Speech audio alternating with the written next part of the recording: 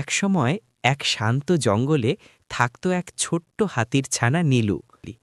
তার সবচেয়ে প্রিয় বন্ধু ছিল এক ছোট্ট বাঘ টুকটুক। একদিন তারা জঙ্গলের গভীরে হেঁটে হেঁটে চলে যায় এবং হঠাৎ দেখতে পায় এক ঝলমলে গুহার মুখ। গুহার ভেতর থেকে নরম আলো ঝলমল করছে। চল দেখি ভেতরে কি আছে, উত্তেজিত নীলু বলল।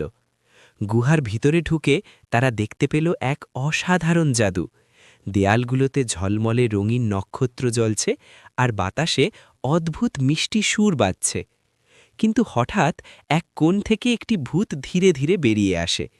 এটি ছিল এক রাগী কিন্তু একা ভূত।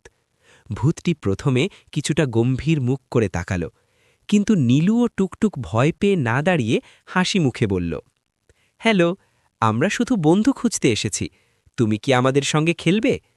ভূতটি কিছুটা অবাক হল।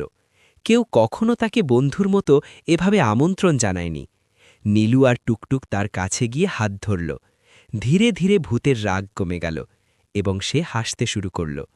এরপর তারা তিনজন মিলে গুহার ভেতরে খেলা খেলল, গল্প বলল এবং ঝলমলে আলোয় নাচল। সেই দিনের পর থেকে ভূতটি আর একা অনুভব করল না, আর নীলু টুকটুকের বন্ধুত্ব আরও গভীর হল।